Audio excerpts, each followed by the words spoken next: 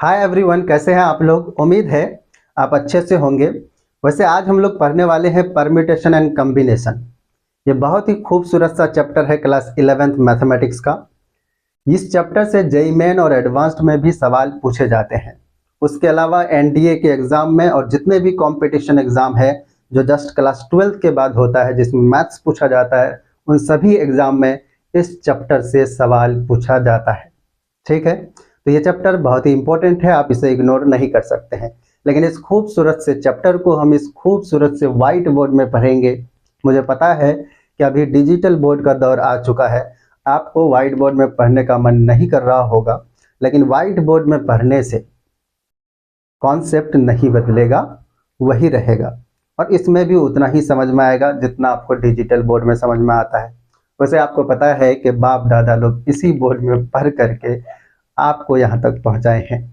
Okay, वैसे एक राज की बात बताऊँ तो मेरे पास भी डिजिटल बोर्ड है, लेकिन मैं आपको बाद में बताऊँगा।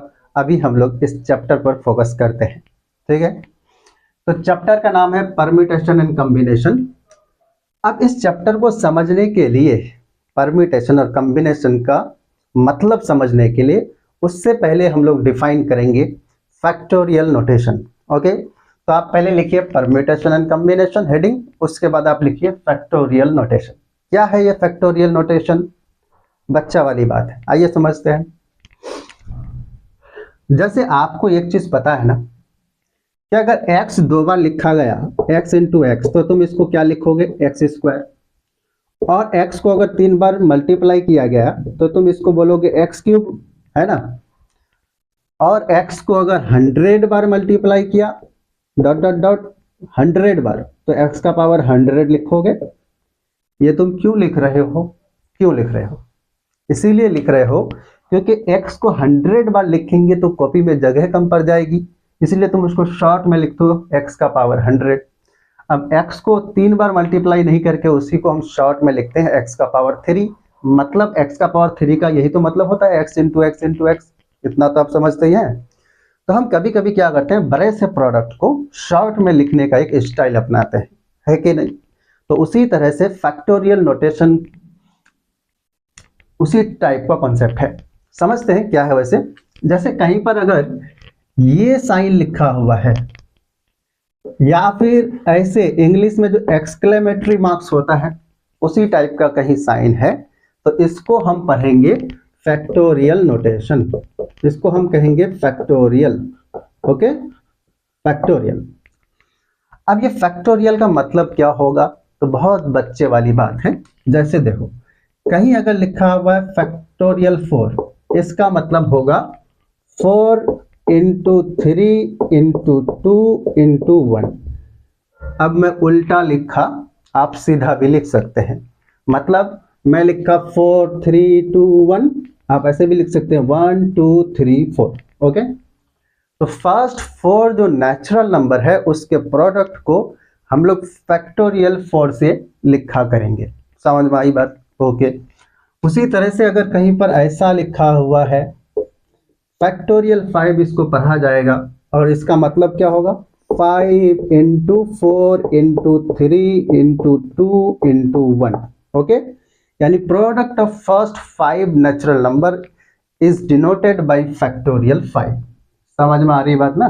ठीक है, तो उसी तरह से कोई बोलेगा फैक्टोरियल 7 का मतलब बताओ, तो इसका क्या मतलब होगा? 7 into 6 into 5 into 4 into 3 into 2 into 1। कितना अच्छा लग रहा है देखने में, है ना। अब ध्यान से देखो, कोई बोलेगा फैक्टोरियल 4 की वैल्यू बताओ भाई, तो इन सभी फर्स्ट 4 नेचुरल नंबर को मल्टीप्लाई कर दो, तो 2 इंटू 3 कितना होता है? 6, और 6 इंटू 4 24। ओके, अब कोई बोलेगा फैक्टोरियल 5 की वैल्यू बताओ, तो 2 इंटू 3 कितना होता है? 2 इंटू 3 हो जाता है 6, 6 इंटू 4 24, 24 इंटू 5 दैट इज 120। तो फैक्टोरियल 5 की वैल्यू 120।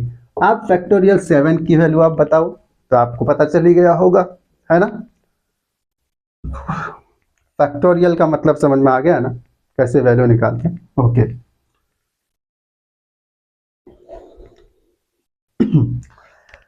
अब ये तो हम कुछ पर्टिकुलर नंबर पर फैक्टोरियल नोटेशन की वैल्यू निकाल रहे हैं।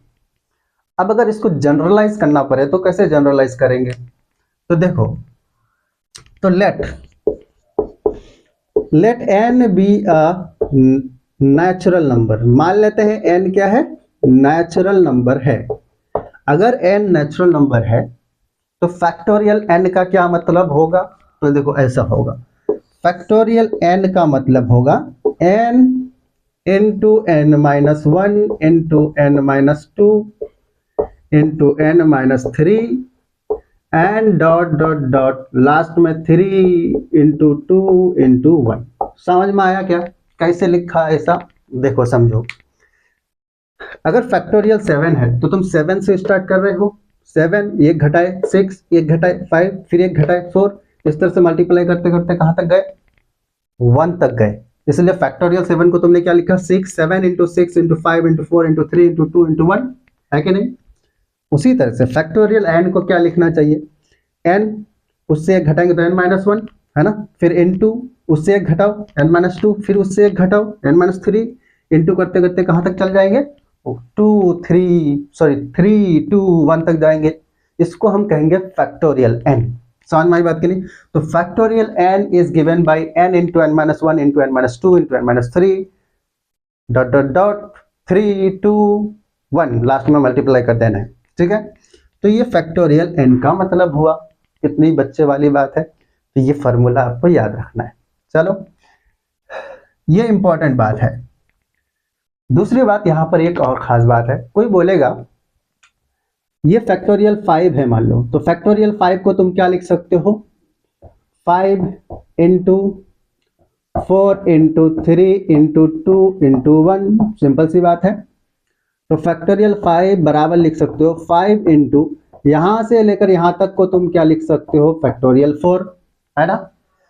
तो फैक्टोरियल 5 को लिख सकते हो 5 इंटू फैक्टोरियल 4, यानी पहले ये 5 यहां लिख दो, उसके बाद एक घटा करके उसका फैक्टोरियल लिख दो, है ना? तो उसी तरह से फैक्टोरियल n को हम क्या लिख सकते हैं? फैक्टोरियल n को हम लिख सकते हैं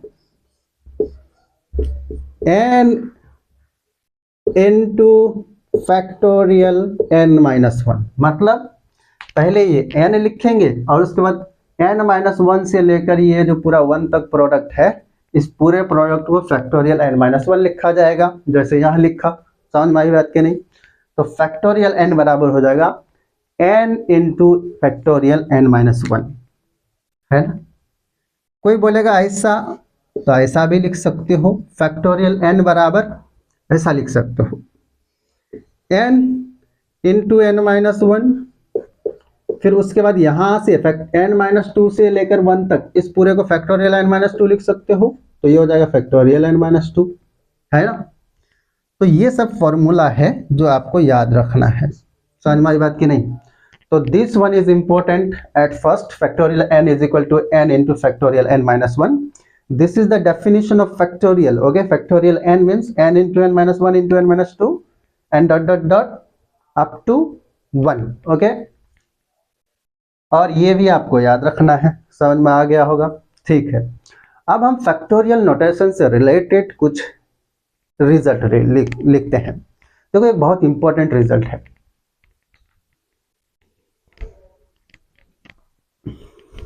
क्या इंपॉर्टेंट है भाई? देखो, कोई बोलेगा,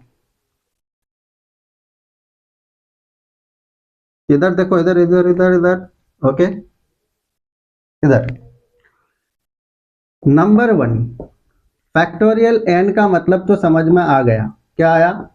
n into n minus one into n minus to dot dot dot last में 3 2 1। ओके, ये हुआ नोट में, नोट नंबर 1।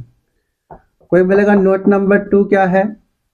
तो नोट नंबर 2 इसको लिखो फैक्टोरियल n बराबर क्या होगा? n into factorial n minus one. Okay, अब एक बात ध्यान से देखना, note number 3 is very very important. Note number 3 क्या है भाई? अगर पुट n बराबर अगर हम 1 पुट करेंगे तो n बराबर 1 पुट करने से क्या होगा? क्या होगा? यहाँ पुट करो तो ये हो जाएगा फैक्टोरियल 1 ये हो जाएगा 1 इंटू फैक्टोरियल 1 माइनस 1, फैक्टोरियल 1 की वैल्यू 0 नहीं 1, ये 1 इंटू फैक्टोरियल 1 माइनस 1 यानी फैक्टोरियल 0, तो 1 इंटू फैक्टोरियल 0, फैक्टोरियल 0, फैक्टोरियल 0 बराबर कितना हो गया, 1 हो गया। समझ में आई बात क्या? हाँ। चौथा नोट ये लिखना है कि फैक्टोरियल 0 बराबर 1 होगा, ये इंपॉर्टेंट है कि नहीं, है ना? उसके अलावा ध्यान से समझो। अब देखो फैक्टोरियल हमने मेनली नेचुरल नंबर का डिफाइन किया, 4, 5, 7 ये सब नेचुरल नंबर्स है। यहाँ n नेचुरल नंबर है तो नेचुरल नंबर का फैक्टोरियल डिफाइन किया, लेकिन यहाँ पर फैक्टोरियल 0 भी आ गया, तो फैक्टोरियल 0 इसका मतलब 0 तो होल नंबर है, नेचुरल नंबर नहीं है ना? तो होल नंबर का भी हम फैक्टोरियल डिफाइन कर सकते हैं। तो फैक्टोरियल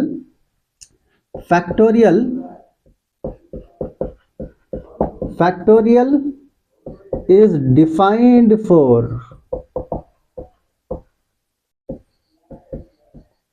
only whole numbers, ठीक है? सिर्फ होल नंबर के लिए आप फैक्टोरियल डिफाइन कर सकते हैं। समझ में आ रही है बात?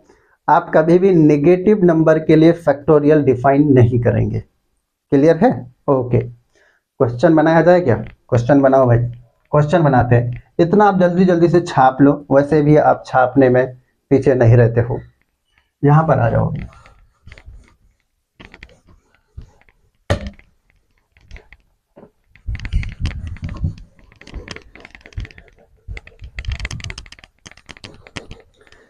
चलो भाई जल्दी जल्दी लिख लो और इधर ध्यान दो।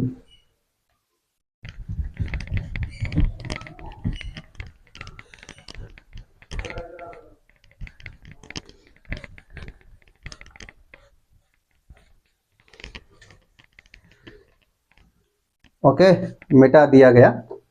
अब सबसे पहले जो एक बच्चा वाला सवाल है ना, उसका आंसर दो।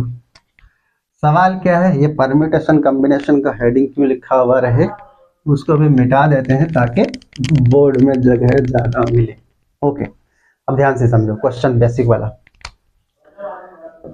क्वेश्चन है कि फाइंड फैक्टोरियल 10, फैक्टोरियल 10 की वैल्यू निकालो। निकाल सकते हो कि नहीं? सकते ही हो, आ जाओ। कैसे निकालोगे भाई? फैक्टोरियल 10 का मतलब क्या? 10 इंटू 9 इंटू, जल्दी से बोलो, हाँ, 8 into 7 into 6 into 5 into 4 into 3 into 2 into 1। भाई साहब ये तो मल्टीप्लाई करना आता ही होगा। 1 को 2 से मल्टीप्लाई करो, 2 को 3 से मल्टीप्लाई करो, 3 को 4 से मल्टीप्लाई करो, है ना? ऐसे ऐसे मल्टीप्लाई करते करते चल जाओ, ये कर लेना, वैसे कर लोगे तुम, मुझे बताए, है ना? आगे अगला सवाल, सवाल नंबर 2। सवाल ये है कि आपको एक सवाल ये दिया गया,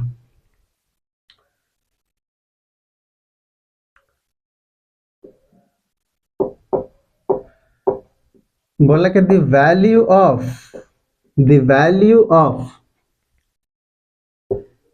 factorial n by factorial n minus 2 is option A. Option दे देता हूं, है ना?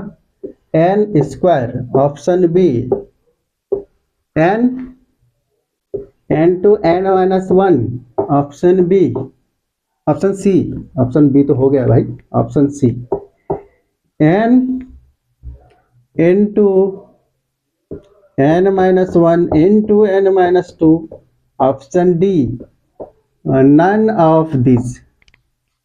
एक राज की बात बताऊं, नन ऑफ दिस ऑप्शन इसलिए जनरली देता हूं कि ऑप्शन ना मिले तो भाई उसी में टिक लग जाए, ऐसा नहीं है। इधर देखो क्या है, the value of factorial n by factorial n minus 1 is, इसकी वैल्यू बताओ। कैसे बताओगे? आ जाओ। देखो बच्चे वाली बात है भाई, कुछ नहीं है इसमें। Factorial n by factorial n minus two, ये वैल्यू बताना है। अभी अभी थोड़ी देर पहले फैक्टोरियल एन का मतलब समझाया। फैक्टोरियल एन का क्या मतलब होता है भाई? फैक्टोरियल एन का मतलब होता है एन, है ना, into n minus one into n minus two into n minus three dot dot dot last में 3 2 1। ओके, और नीचे क्या है भाई? Factorial n minus two. Okay, सही है कि नहीं है? ऐसा ही है ना? ओके, अब तुम मुझे ये बताओ, ये n n to n minus one को ऐसे ही रख दिया। अब देखो एन से स्टार्ट हो रहा है, वन तक जा रहा है, तो इसको हम फैक्टोरियल एन बोल रहे हैं। अगर एन माइनस टू से स्टार्ट करेंगे और वन तक जाएंगे तो उसको क्या बोलेंगे? फैक्टोरियल एन माइनस टू, है कि नहीं? तो आप इस पूरे को यहां से लेकर यहां तक को क्या बोल सकते हो? Factorial n minus to.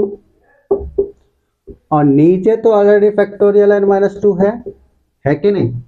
तो factorial n minus two n minus टी गयो, तो बचो क्या? क्या बचा भाई? आपको मिला n into n minus one. कौन सा ऑप्शन है? ऑप्शन बी, है कि नहीं? तो ये सवाल है, बच्चे वाली बात है, तो इससे लोल सवाल नहीं हो सकता है ना? अभी थोड़ा सा हम लोग ऊपर ऊपर उठेंगे। चलो भाई मिटा दिया जाए।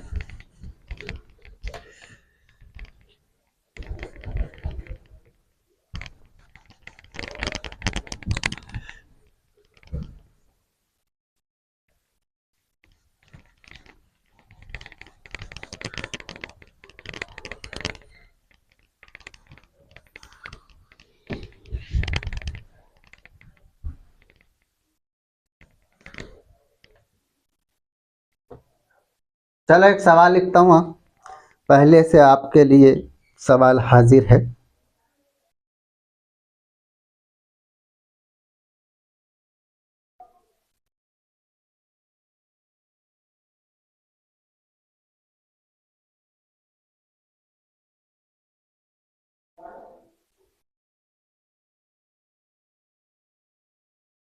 सवाल देखो,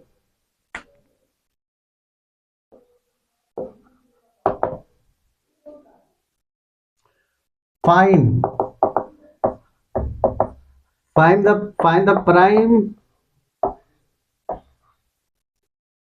प्राइम फैक्टराइजेशन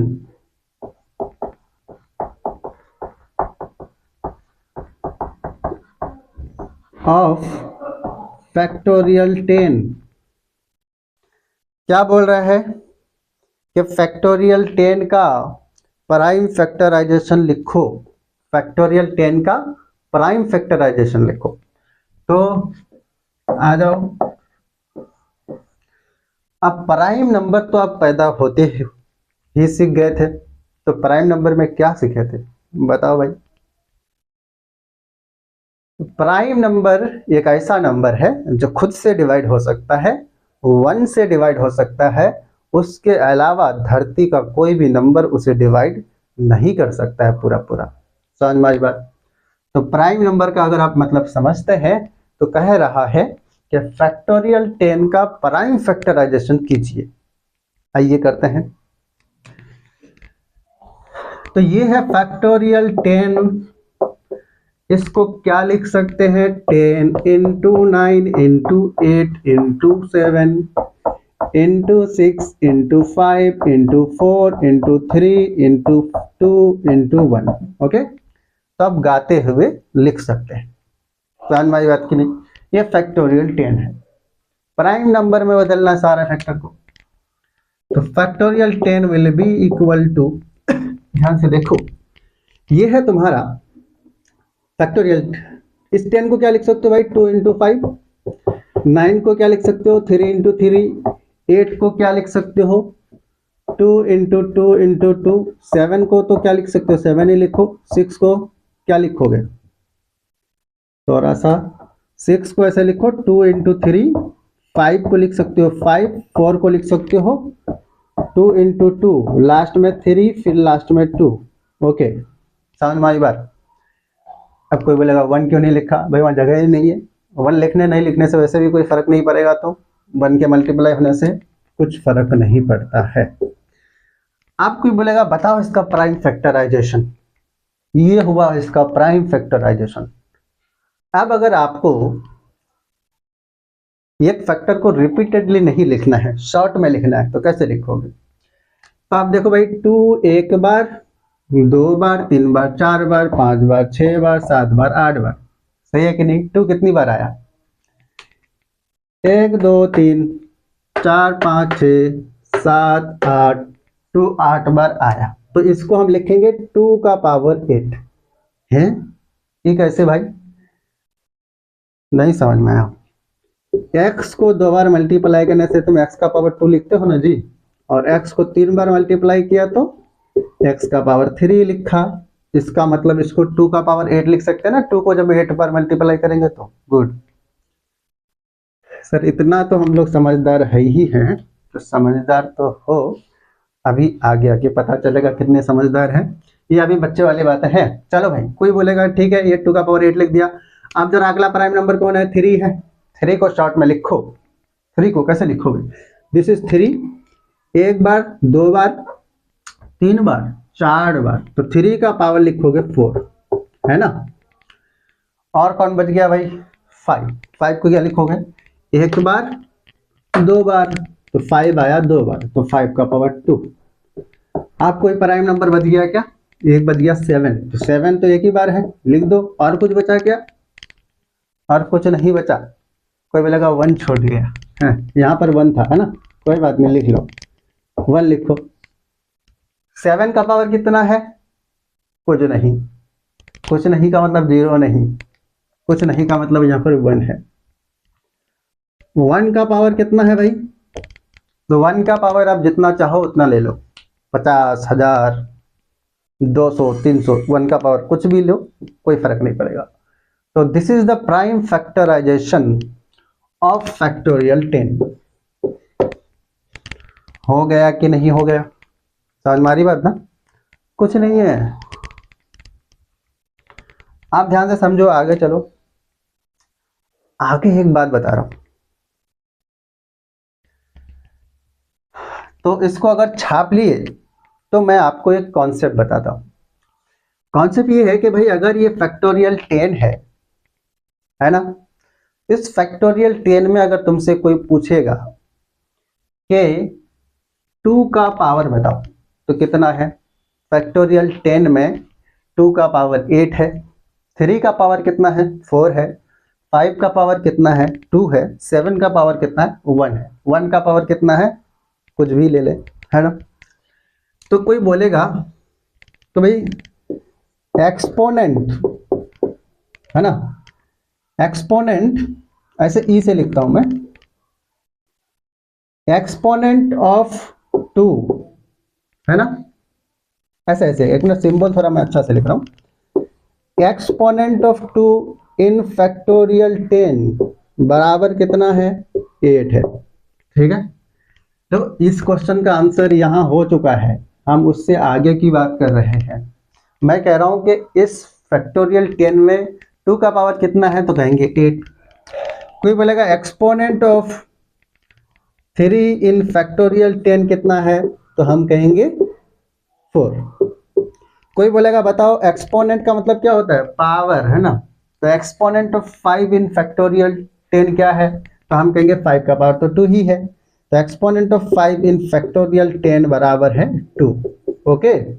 कोई बोलेगा एक्सपोनेंट ऑफ 7 इन फैक्टोरियल 10 कितना है, तो हम कहेंगे एक्सपोनेंट ऑफ 7 इन फैक्टोरियल 10 बराबर है 1, है कि नहीं?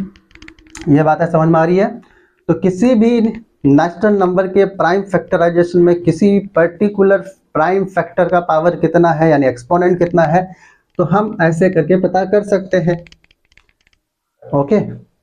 लेकिन कोई अगर बोलेगा ये तो फैक्टोरियल 10 है, अब फैक्टोरियल 5000 दे दिया, तब क्या करोगे भाई? अब तुमसे कोई बोलेगा क्या फैक्टोरियल 5000 है ना, चलो 5000 छोड़ो, 5 लाख ले लेता हूं। फैक्टोरियल 5 लाख, 5 लाख ऐसे लिखा जाता है क्या? एक जीरो एक्स्ट्रा हो गया है। तुमको लग रहा होगा मुझे 5 लाख लिखना नहीं आता होगा, है ना। चलो देखो यहाँ पर क्या है, ये 5 लाख है। आपको बोलेगा फैक्टोरियल 5 लाख में 2 का पावर कितना होगा, 5 का पावर कितना होगा, 7 का पावर कितना होगा, बताओ। कैसे बताओगे तुम? ऐसे ऐसे बताने जाओगे तो कई दिन लग जाएंगे, बीच में कई बार तुमको सोना पड़ेगा, खाना पड़ेगा, वैसे भी टाइम वेस्ट हो जाएगा। करके करोगे क्या वो? तो तुम ये करने जाओगे तो कई दिन लग जाएगा, तब तक एग्जाम खत्म, है ना। तो तुम ऐसे तो नहीं पता कर पाओगे, तो हमको एक स्पेशल मेथड चाहिए। यानी किसी फैक्टोरियल, किसी नेचुरल नंबर के फैक्टोरियल में प्राइम फैक्टराइजेशन के केस में किसी पर्टिकुलर प्राइम फैक्टर का कितना पावर है उसको डिटरमाइन करने के लिए हमारे पास एक स्पेशल मेथड होना चाहिए, ताकि कितना भी बड़ा नंबर हो, कितना ही बड़ा नेचुरल नंबर का फैक्टोरियल हो, उसमें किसी पर्टिकुलर प्राइम फैक्टर का पावर डिटरमाइन कर सके। समझ में आई बात की नहीं? तो अब देखो इसको मिटा दिया जाए।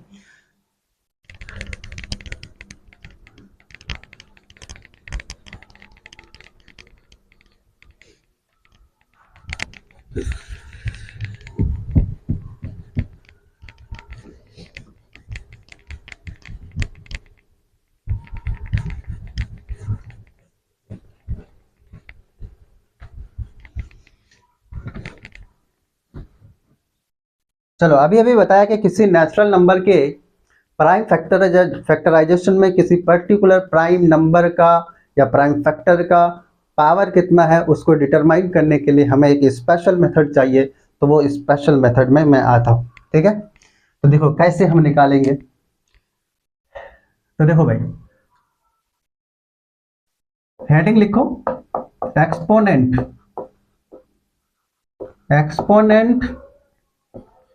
Of a prime factor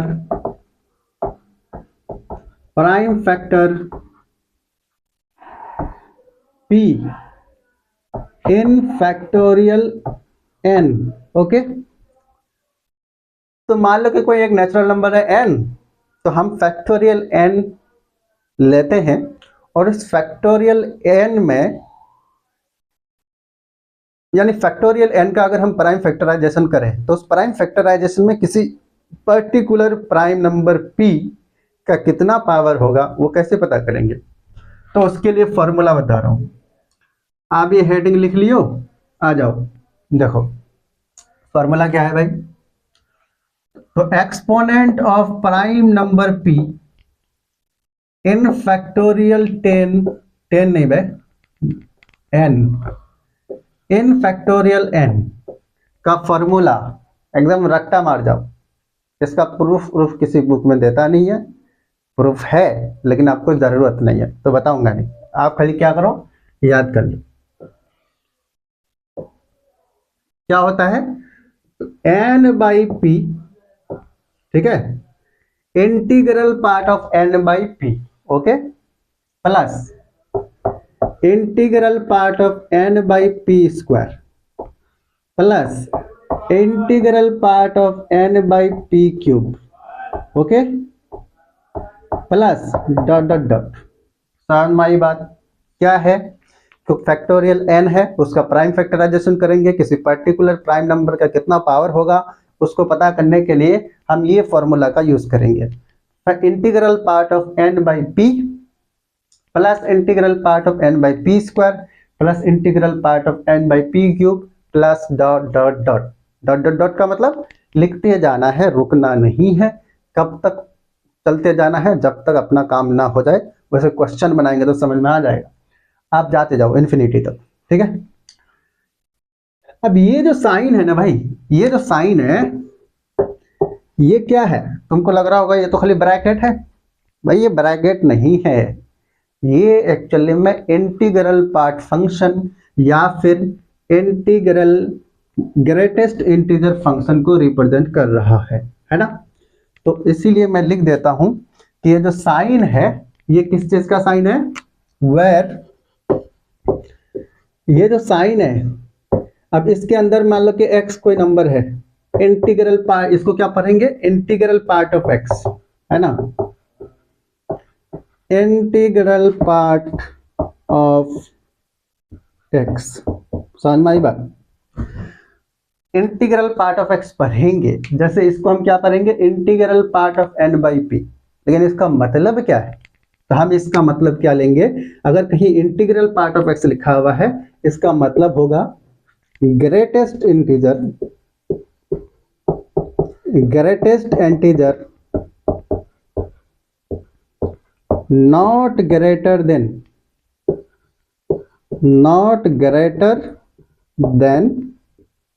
x. तो इंटीग्रल पार्ट ऑफ एक्स का क्या मतलब होगा, greatest integer not greater than x. क्या मतलब भाई, यानी वो सबसे बड़ा इंटीजर जो एक्स से बड़ा नहीं है, उसी को इंटीग्रल पार्ट ऑफ एक्स बोला जाएगा। बात समझ में नहीं? दूसरा तरीका देखो, हम क्या बोलेंगे, ग्रेटेस्ट इंटीजर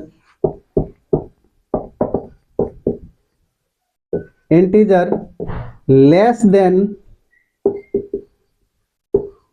और इक्वल टू एक्स।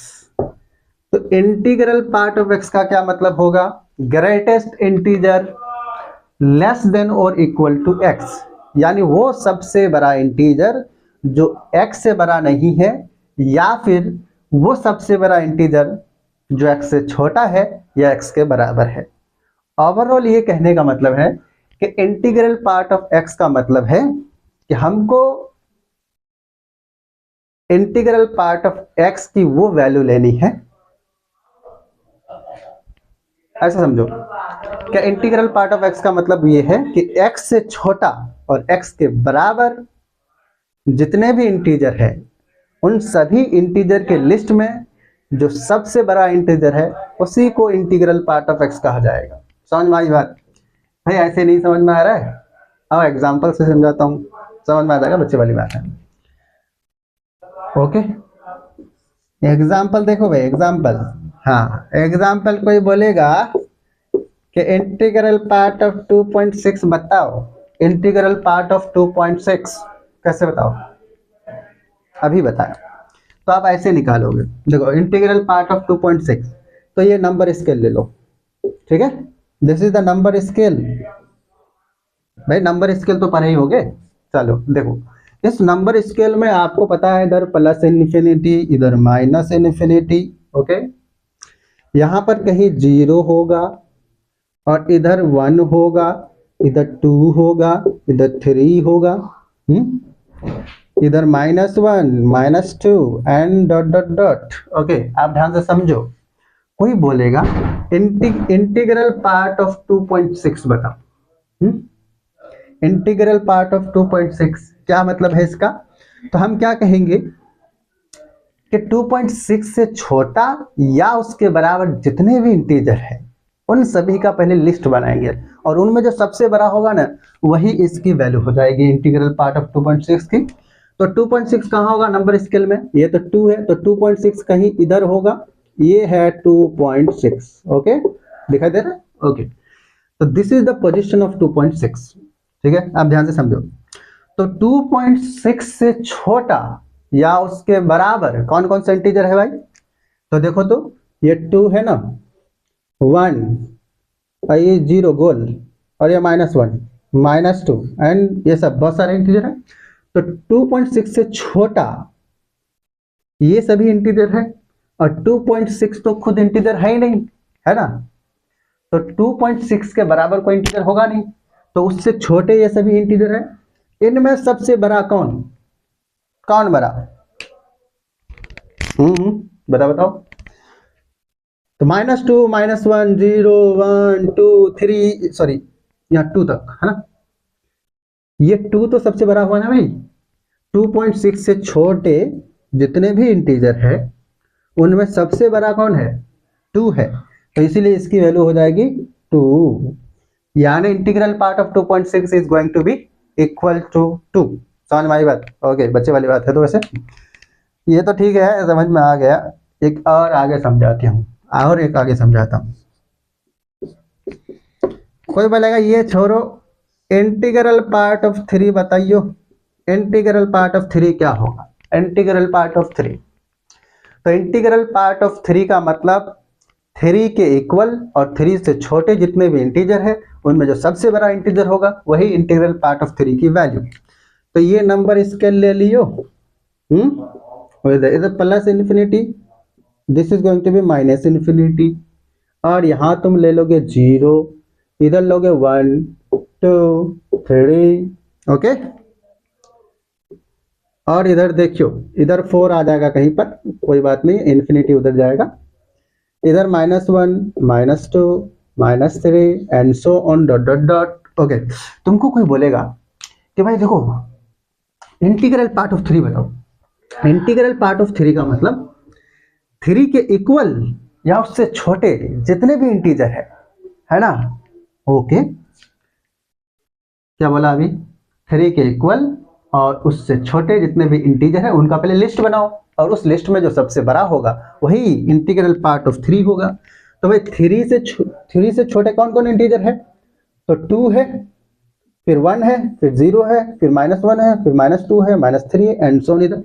तो ये सभी इंटीजर 3 से छोटे हैं, और 3 खुद इंटीजर है, तो 3 के इक्वल खुद 3 है, तो 3 भी एक इंटीजर है। तो 3 से छोटा या उसके इक्वल कौन कौन सा इंटीजर है? तो हम कहेंगे 3 2 0 -1 -2 -3, और इन सब में बड़ा कौन है? तो the right most integer is the greatest integer. तो इसीलिए हम कहेंगे कि 3 will be the integral part of 3। समझ में आई बात की नहीं भाई? समझ में आ गई? ओके, तो let us move to the next मतलब क्वेश्चन क्या है भाई? कोई बोलेगा, ये आप लिखते जाना सीक्वेंस में, हम इधर लिख लेते हैं। कोई बोलेगा मुझे जरा ये बताओ, इंटीग्रल पार्ट ऑफ -2.3, ये बताओ। कोई बोलेगा इंटीग्रल पार्ट ऑफ -2.3 बताओ। कैसे बताओगे तुम? तो इंटीग्रल पार्ट ऑफ -2.3, ध्यान से देखो इधर, पहले क्या करोगे? नंबर स्केल लोगे। तो ये हुआ तुम्हारा नंबर स्केल जो आप बचपन में पढ़ रहे थे, है ना। आपको पता है इधर प्लस इन्फिनिटी होता है, इधर आप लेते हो माइनस इन्फिनिटी। और ध्यान से समझो, कोई बोलेगा ये तो 0 है, ठीक है, 2 किधर है भाई? इधर 1, इधर 2, इधर 3, देखो यहाँ -1, इधर -2 और इधर -3, है ना। फिर इधर आ जाओ, थोड़ा सा और आ जाओ इधर, हाँ इधर हो जाएगा -4। अब मुझे ये बताओ, क्या बताओ? -2.3 से छोटे कौन कौन से इंटीजर है? तो -2.3 पहले कहाँ होगा?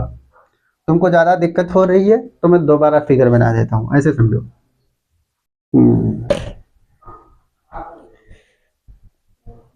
ऐसे देखो भाई, ऐसे देखो, ऐसे ये नंबर स्केल है, ठीक है। हाँ टेढ़ा हो गया तो थोड़ा क्या हो गया, चलेगा। ये देखो प्लस इन्फिनिटी, इधर माइनस इन्फिनिटी। यहाँ मान लो कि है तुम्हारा 0, इधर होगा 1, ठीक है।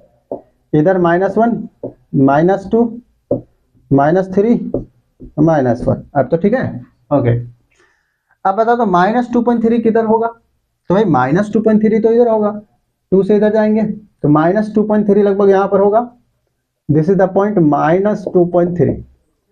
अब -2.3 से छोटे कौन कौन से इंटीजर है?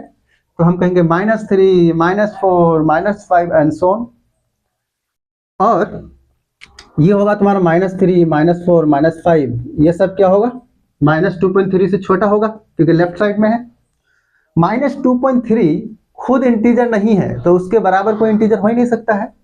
तो -2.3 के इक्वल और उनसे छोटे कौन कौन से इंटीजर है? तो हम कहेंगे -3 -4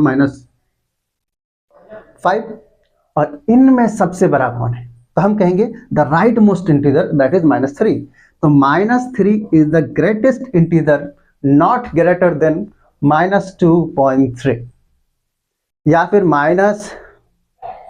3 is the greatest integer less than or equal to minus 2.3, therefore greatest integer function की जो वैल्यू है इसको हम लोग क्या बोलेंगे, इसको बोलते हैं हम लोग ग्रेटेस्ट इंटीजर फंक्शन भी बोलते हैं। तो ये इंटीग्रल पार्ट ऑफ -2.3 कितना हो जाएगा, -3, है ना। चक्कर तो आ ही गया होगा, कई लोग सोच रहे होंगे भाई -2 होना चाहिए था, है ना। जैसे 2.6 का इंटीग्रल पार्ट 2 है ना, तो कोई सोच रहा अच्छा -2.3 का इंटीग्रल पार्ट -2 होना चाहिए, ऐसा है क्या, नहीं, -3 इज द राइट आंसर। तो कंक्लूड कर देता हूँ, अभी तक क्या बकवास कर रहा था मैं, अभी तक मैं ये बकवास कर रहा था कि exponent of a prime factor p in factorial n, मतलब ये कि हमारे पास अगर कोई नेचुरल नंबर है तो उसका फैक्टोरियल तो हम लोग लिखना जानते ही हैं, product of first n natural number को फैक्टोरियल n से डिनोट करते हैं, ठीक है। तो हमारे पास ये फैक्टोरियल n है, इसका हम प्राइम फैक्टराइजेशन करेंगे तो हर एक प्राइम फैक्टर का कुछ ना कुछ पावर होगा, तो उस पावर को कैसे डिटरमाइन करेंगे कि कितना पावर है, तो ऐसे करेंगे इस फॉर्मूले से, integral part of n by P plus integral part of n by P square plus integral part of n by P cube, जहां पर n क्या है, तो अगर हम फैक्टोरियल n लिख रहे हैं तो जो फैक्टोरियल में n है वही है, और p क्या है, कोई प्राइम नंबर या कोई प्राइम फैक्टर है उस फैक्टोरियल n के प्राइम फैक्टराइजेशन में। समझ में आई बात, ऐसे नहीं समझ में आ रही, अभी एक क्वेश्चन बनाएंगे समझ में आ जाएगा, डायरेक्ट दिमाग में घुसेगा, है ना। अभी इतना छाप लिए होगा तो हम मिटा देते हैं भाई।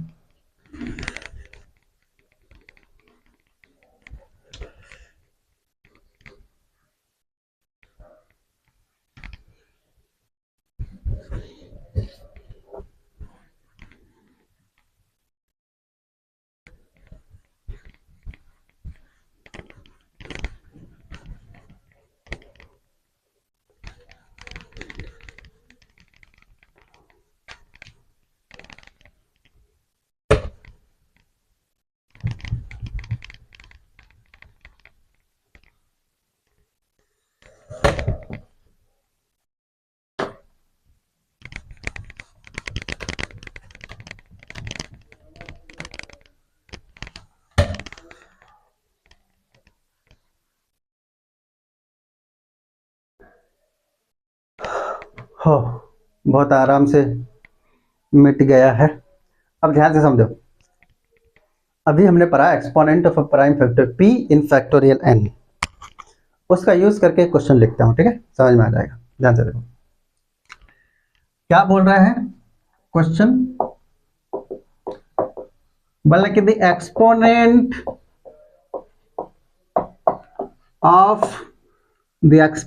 Of 2 in factorial 10 is, option दे दियो, ठीक है ले लो, 6 option B, 16 option C, 8 option D, 10 है, 10 अच्छा नहीं लग रहा, 12 ले लो, 12 है।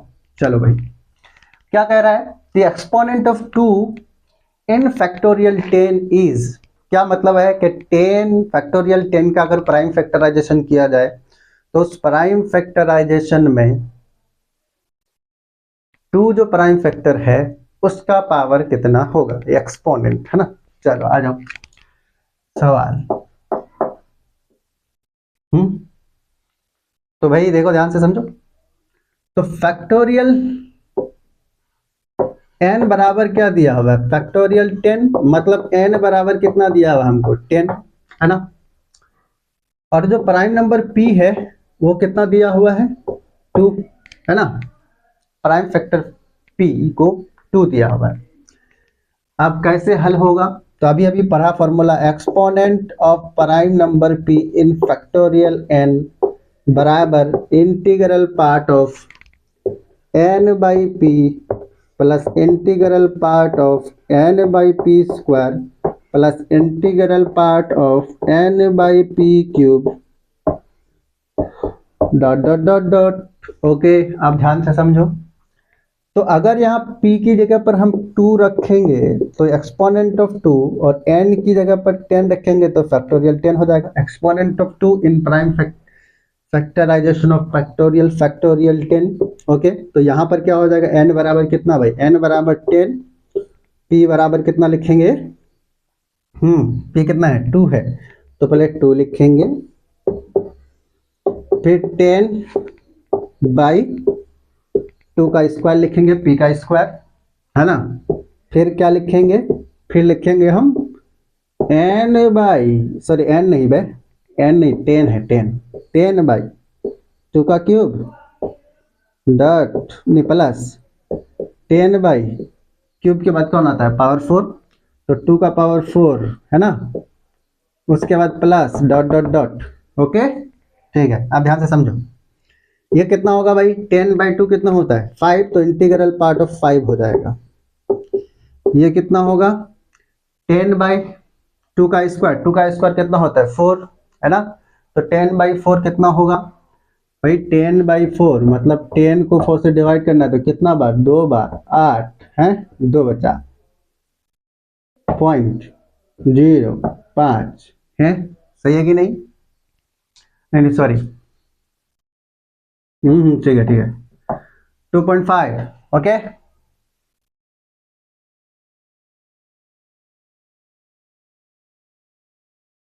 तो ये हो जाएगा तुम्हारा 2.5, सही है कि नहीं। आगे देखो, अभी 10 बाई कितना होगा भाई,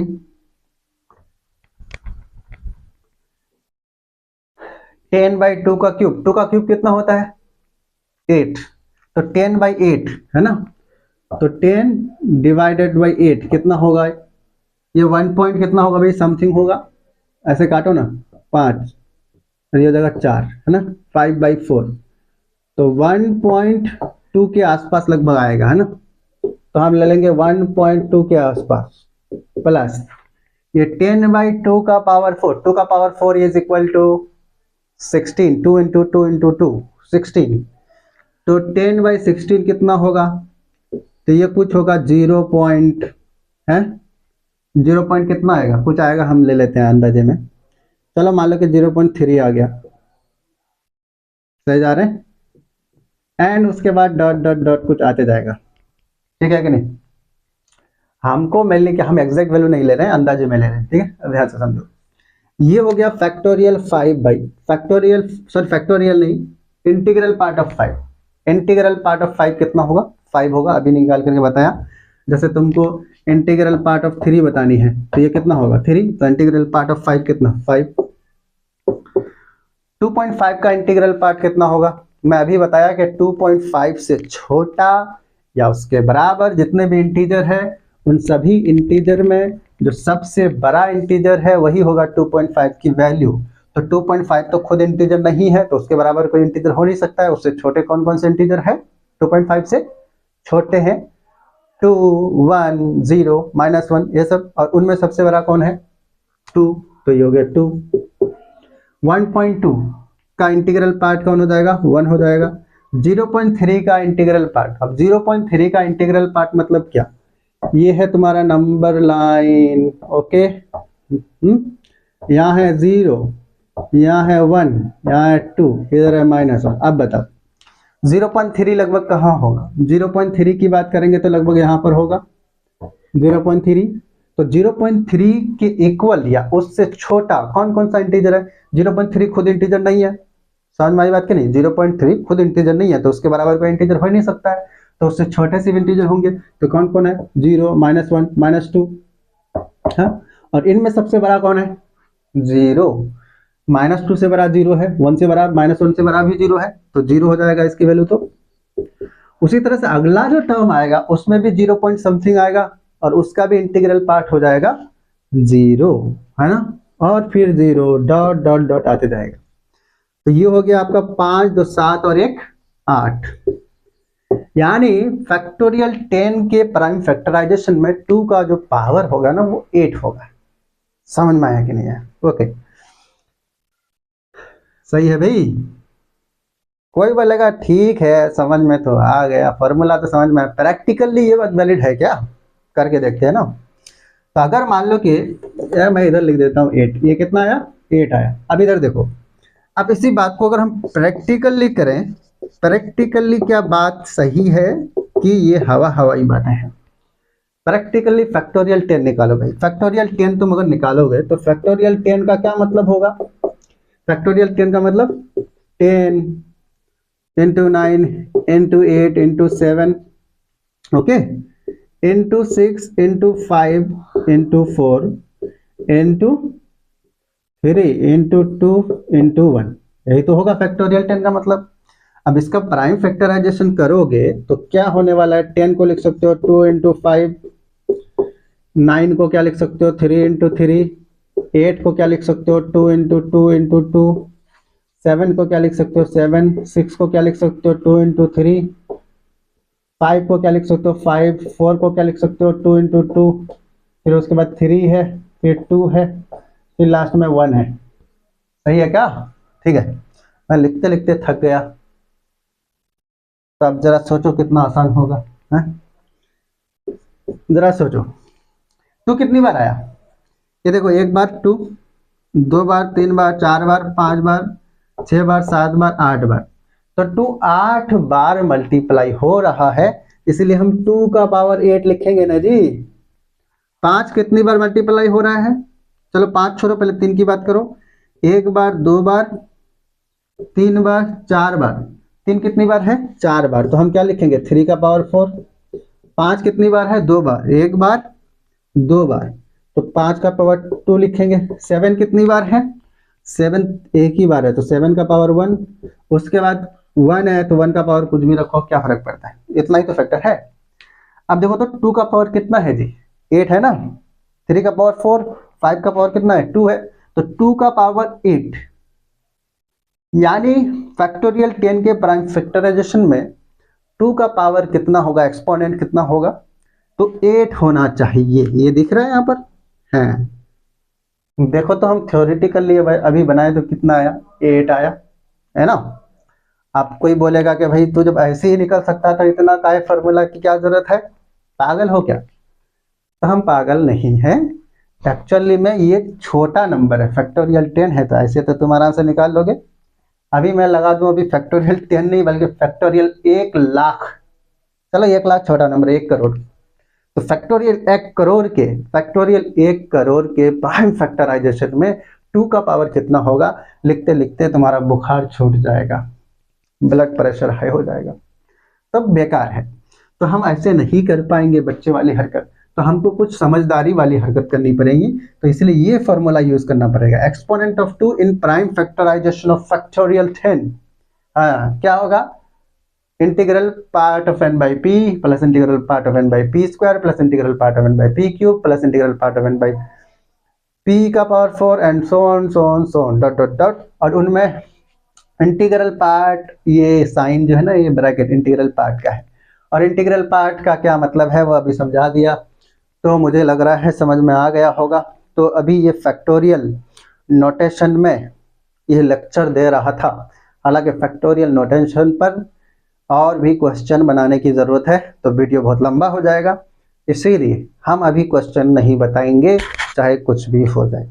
हम अगला वीडियो में आपको फैक्टोरियल नोटेशन पर क्वेश्चन बना करके दिखाएंगे, उसके बाद परम्यूटेशन कॉम्बिनेशन का मेन लेक्चर स्टार्ट होगा। ठीक है, तो आप अभी इतना बने रहिए, इतना आप समझेंगे तभी आगे समझ पाएंगे, नहीं तो हवा हो जाएंगे। आपको लग रहा होगा कि भाई ये सब क्या, ये सब इतना क्या बच्चा वाला पढ़ा रहे हो, ये सब जेई मेन में पूछेगा क्या? जेई मेन में नहीं पूछेगा ये सब, लेकिन जो पूछेगा जेई मेन और एडवांस्ड में, उसके लिए ये बच्चे वाली हरकतें तो करनी ही पड़ेंगी। पहले बच्चा से बड़ा होंगे अब, है ना, एक ही बार में बड़ा थोड़ी हो जाएंगे। तो मुझे लग रहा है ठीक है, आज के लिए इतना छोड़ देता हूँ, नेक्स्ट डे हम लोग पढ़ते हैं फैक्टोरियल नोटेशन पर क्वेश्चन, और उसके बाद हम लोग कुछ इंपॉर्टेंट बातें पढ़ेंगे। ठीक है, आज के लिए इतना ही। Thank you very much for watching this lecture. Okay, thank you.